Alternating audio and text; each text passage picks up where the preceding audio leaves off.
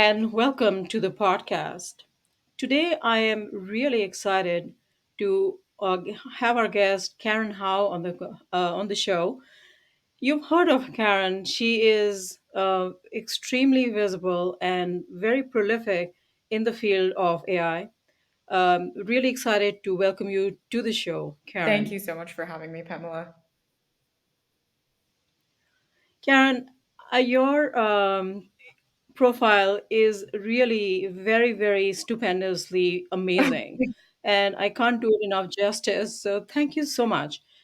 I think the timing of this is so perfect because of the events yesterday in the White House. But let me just start off with talking about the focus of this show, of this podcast, is how can trustworthy AI help de risk adoption of Mhm. AI? In other words, what is trustworthy AI? What should businesses, organizations, or anyone who is either adopting AI, as in designing AI, or um, using AI, creating any process around AI, what should they be aware of when it comes to trustworthy Mhm. AI that can actually help avoid risks and issues that may arise later on, such as bias, such as ethical issues, such as security, etc. Mhm. But let me start off with Karen having said that you are extremely prolific in this area. Where do you think we are? What is the progression of AI? Can you comment on how we are, where we are, and as it impacts our current and our future? Yeah, absolutely. So I think we're in a really interesting moment right now where a lot of the general public and a lot of business owners have sort of come online to this idea that artificial intelligence is here, it has arrived, and they need to sort of quickly adopt it. And that came because of ChatGPT. Suddenly, this very consumer-facing, extremely advanced AI tool made people aware of this technology being sort of ready and at our fingertips. I think the thing that sort of happened is there's been a little bit of contextlessness in understanding where this tool actually came from. Like we've had AI for a long time, and all of our internet platforms have been using AI for a long time. So the question then is like, what is the difference between the AI that powers that curates our Google search results versus the AI that is powering Bard? Um, and really, like what we've seen is AI has been around for decades now. At least the term has been used since 1956. And for across those decades, there has been many different iterations of what this technology has looked like. And now the technology that we have is sort of it's exclusively focused on what's called deep learning systems, so systems that are learning from our data to then generate more data that looks like that data. So it's taking our photos to generate more images that look like our photos. It's taking our words and using it to generate more words that look like our articles, and so on and so forth. But that's not what AI has always been. And it's also not like a natural phenomenon where AI has just suddenly emerged to look like this because it is a physics law. It's emerged in this way because there are people that have been designing this technology and making very intentional decisions about how they want this technology to progress, what they want the technology's capabilities to look like, and trying to map out based on their ideology, their philosophy, what resources they need to actually get there. So, ChatGPT, large language models, the entire category of generative AI that we see today is the product of like very human decisions based on the people within our society that had the resources to create and pursue their vision. And many of the decisions they made were based on building a technology that ultimately will be financially lucrative, that helps them fulfill their science fiction dreams. Like these kinds of very extremely human, extremely subjective decisions that have ultimately led us to kind of now this era of AI where we're all contending with the kind of extremely large blast radius now of their technologies. Yeah, thank you. That is a really good insight into where we have come and how we got here, and where we will go. Because to your point, the data that we have created, our history of performing business, of how we are doing things, is is just being taken unfiltered pretty much to create these large language models and drive not only our present but our Mhm. future, so to Exactly. speak. Exactly. And Yes, and oh, and one of yes, the and things, absolutely. sorry, Sorry. one of the things that I would Um, add is sort of generative AI. I like to say generative AI is the most maximalist version of AI that we've seen thus far, in that it is the most data intensive, the most computationally intensive, the most resource intensive in general. And it's not a coincidence that this particular philosophy and ideology around AI development emerged from one of the wealthiest epicenters within one of the wealthiest countries in the world. So I do think that in terms of thinking, tying this back to how do we de-risk AI adoption by using trustworthy I think one of the first things to recognize is what are, when we talk about the term AI, which AI are we talking about? And I think we need to start from there, like understanding precisely which version of the AI are you using, whether or not that's actually compatible with the task that you're trying to accomplish, as well as your company's values. And that's sort of the first thing that you have to do, is choose the right tool for the job.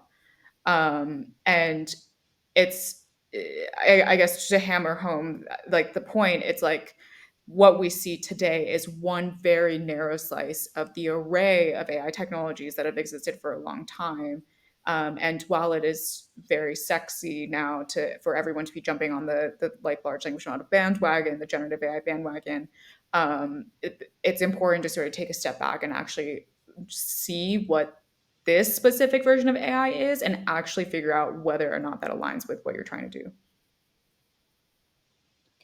that is an excellent point because there is a large amount of confusion out there between when people are talking about most of the people when they're talking about AI, they're talking about generative AI, and even in the executive order that we will be talking about, it's kind of not really differentiated out. But the two types of AI, whether it's narrow AI, what we have been applying for and using for extremely most pervasive AI that is being has been used for the longest time in technology around us, is narrow AI. What we are seeing in generative AI is the adoption and the attention to it for the last year. But the threat models and the risk models for both these types of AI are extremely different, and it is not really even though the technology for the most part is the same.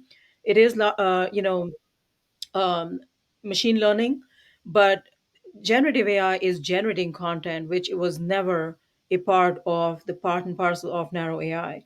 So there are very different threat models. I've spent some time, actually a lot of time, the last 4 years, Karen, in creating those essential pillars I was talking to you about, on how we need to create trust in AI, and that was for the narrow part of a narrow AI, which is, like you mentioned as well, which was one of your main points, and I really appreciate that actually because I don't think most realize that there is a big difference between the two, and the outcomes are going to be very different depending on which AI you deploy. And to your point, which one do you need to deploy, Mhm. and which one has what are the risks for and considerations, I should say, Yeah, also. I think one thing that I would add is I would say that generative AI is it exists on a continuum in terms of the risks as compared to like predictive AI, as people like to, I guess, call the earlier category of narrow AI technologies. In that it has new risks, it also inherits all of the risks from predictive AI. So predictive AI technologies suffer from bias, discrimination, suffer from error, miscategorization, misclassification, things like that. Generative AI does the same exact things. But to your point, there's also other risks that now are added onto the like sort of expanded array of risks because of other capabilities that generative AI have that predictive AI doesn't. I would still, though, classify generative AI as a narrow AI technology insofar as it has certainly become it has started to have more utility across a broad array of applications in the way that predictive AI did not necessarily. With predictive AI, it was much more focused on you train it on a specific thing and it does that specific thing. Whereas with generative AI, there is more flexibility to transfer the same tool, the same AI model from one context to another. But I would still say that it is narrow AI in the sense that we are not actually seeing a robust intelligence of some form. It's still a Okay. tool and it still breaks very easily. It's still very sensitive to inputs. It's just that, companies now are not nearly as forthcoming about how sensitive these models actually are. But when I speak with people that are within these companies that are developing these technologies, they admit to me how easily these tools break at the edge cases, how quickly they can get tripped up. So that still demonstrates to us that these systems are still quite narrow, at least in terms of in relation to our own intelligence, which is much more flexible, Right. much more adaptable, and much less easy to fool with these kinds of edge case scenarios. Yes, I agree with you. I think the point you're saying and making, and just want to confirm, is that even though there is a large amount of capability that we can harness from these systems, whether it's predictive AI or the narrow AI that I was referring to, or generative AI, at the end of the day, they are not going to be as comprehensive and intelligent in any shape or form as a human Mhm. being.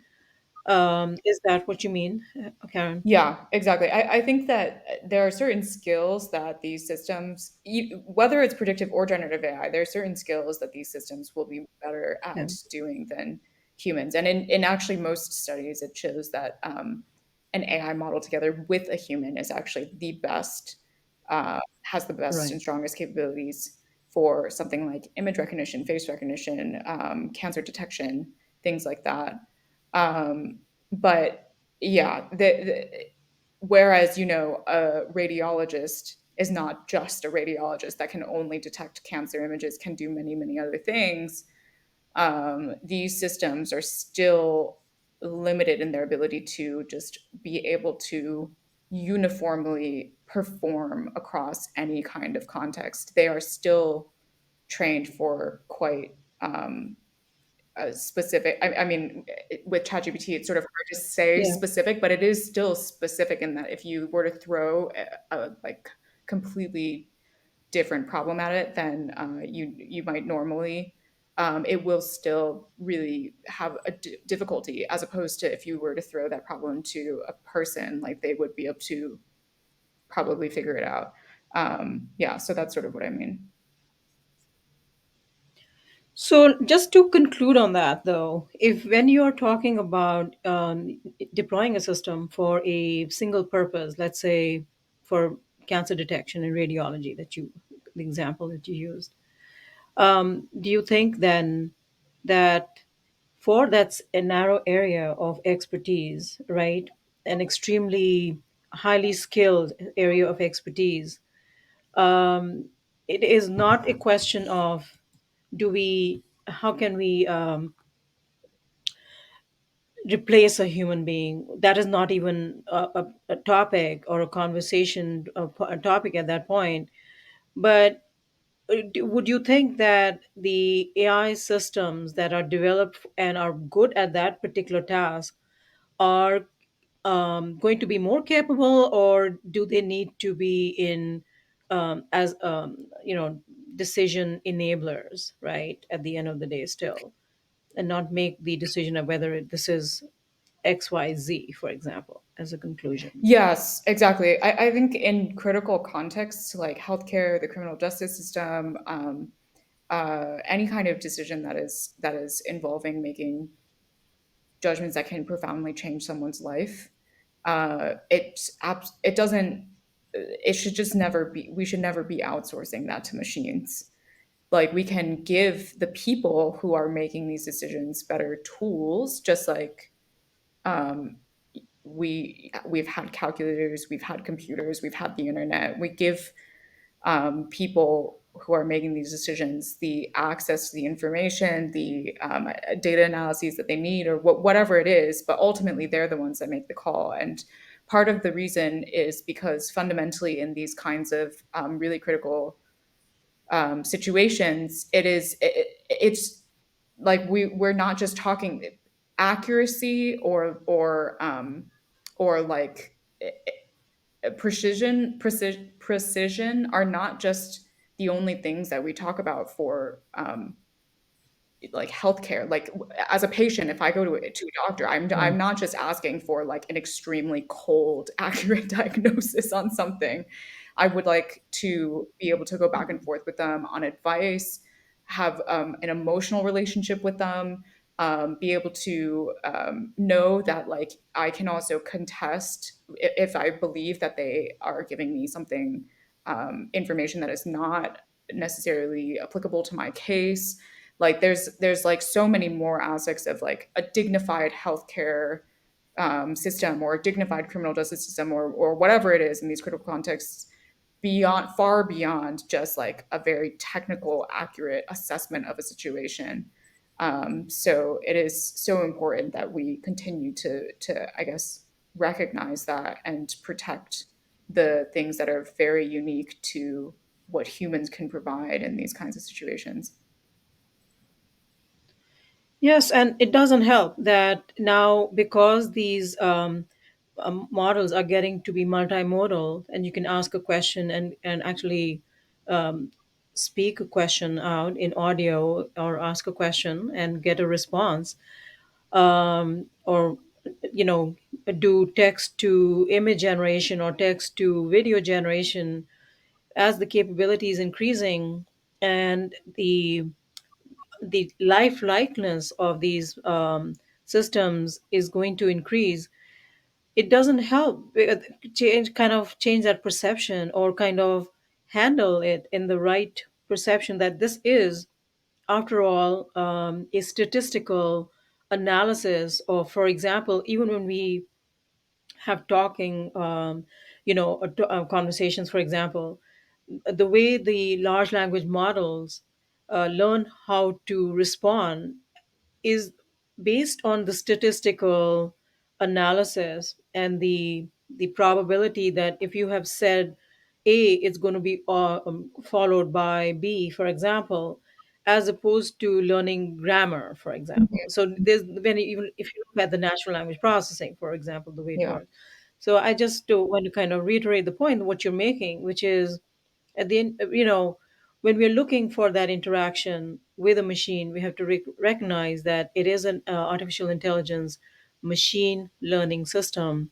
It is not a human cognitive um, being at the other side. And depending on what your use case is, and depending on what your requirement is, to be really cognizant of the capabilities and the limitations of the output. Yeah, exactly. I think it is yeah, it completely ties back to sort of how should we as people or as businesses be thinking about trustworthy AI development and deployment. It's really understanding fundamentally what these systems actually are, what you can expect from them and what their failure modes are based on how the technology works. Yes. Thank you. So, which actually is a great segue into the, as we know, yesterday President Biden had issued an executive order on safe, secure, and trustworthy artificial intelligence. There are a lot of key elements. It's a fact sheet that, at least what I've seen, is just a fact sheet, but not the entire executive order, which they're probably going to be releasing soon. Um, let's talk about a little bit about that. I'm really interested to hear about, based on what we just talked about, what does that mean in terms of the guidance coming out? There are so many things. Let me mention a couple, and I'd love to get your views on that.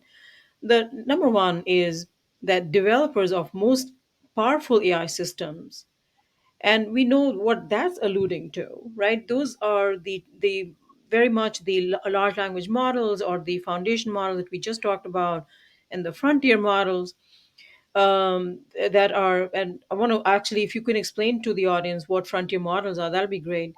But people, the organizations that are developing these AI models to share their safety test results and other critical information with the US government.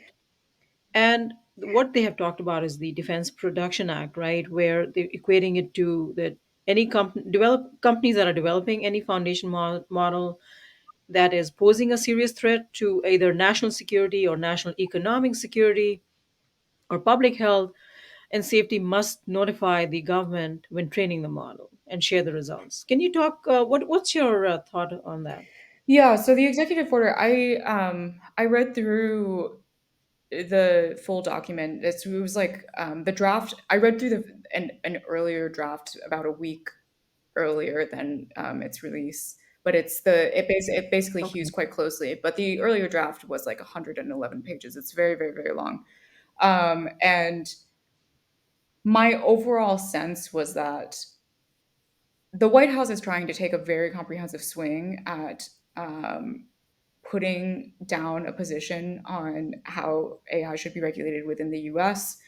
And it's trying to consider a very broad range of AI technologies, which is generally a good thing. I think it considers anything to be AI that is just a basic like linear regression automated decision making tool, all the way up until what some people call frontier AI models. And so it's trying to cover all the bases, and it's trying to look at both the sectoral elements, like what could the Department of Education specifically do for AI within the education sector? What can the Department of Health do for AI in healthcare?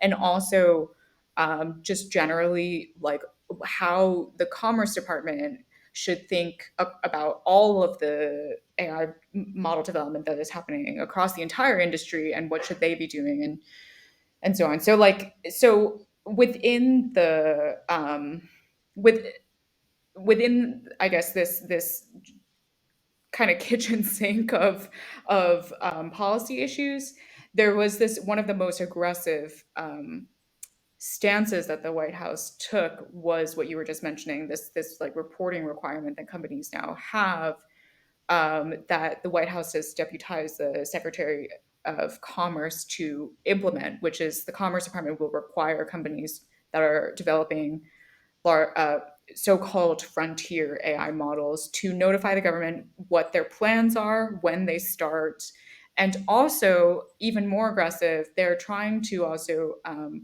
get cloud computing services like Microsoft, Amazon, Google to surveil foreign actors who are developing these technologies on American cloud computing platforms, and also notify the government when a foreign actor might be developing these technologies as well. And there were some quite detailed, very, in my opinion, very aggressive um, uh, like surveillance measures that they were requiring companies to implement. And I think my overall sense of the executive order is this: it was trying to do a lot, but unfortunately, I think it was quite unfocused in that it didn't necessarily create like a clear thesis around what is the AI, what is the US's approach to AI in general. Like it literally felt like it smashed together multiple documents, one from companies about how they're thinking about regulating their own models, and then another one from like the White House blueprint for AI Bill of Rights that came out last year that was like much more focused on AI regulation through um, uh, centering community, centering civil rights, centering like privacy concerns and things like that. Um, and Hmm. these like reporting measures, I thought were just I thought they were just a little bit jumping the gun. Like like there's a huge swath of the executive order that's trying to handle these so-called frontier AI models, which is defined um, by companies as this concept of models that are coming in the future that haven't arrived yet, but that would possibly have like really dangerous capabilities, and it's all hypothetical. And the most stringent rulings that the White House executive AI executive order had were on these hypothetical scenarios, and they were much looser and much softer on the civil rights harms or the like harms in like AI and education and things like that. So my sense was that the White House was trying to do a lot, and it is commendable that they were trying to do a lot. But overall, it was just I was a little bit disappointed by how much they over-indexed on what companies have been telling them about these hypothetical risks, and that they might have moved a little bit too quickly and too specifically on some of that. Yeah, Karen, I get the impression when I'm looking at the executive order that it is to talk about what we were saying in the beginning, which is A, they're not differentiating between what is the most common use of AI right now and generative AI. Okay. So when I'm looking at the executive order, it is kind of lumped around. A lot of it is generative AI, but as I mentioned earlier, the threat model when it comes to creating the if you look at the whole life cycle of creating an AI product or rolling it out or implementing it, from a trustworthy aspect, the one that I'm focused on, which is security, privacy, transparency, explainability, for example, auditability. These are very different ways of the mechanics around performing that trustworthiness assessment for narrow AI or predictive AI and generative AI are very, very Mhm. different. What they have issued an order around is around generative AI. So they do see their, kind of um, placing their sole focus on how to make that trustworthy. And the other thing I'm not seeing is the right alignment, as you're saying. Also, I agree with that.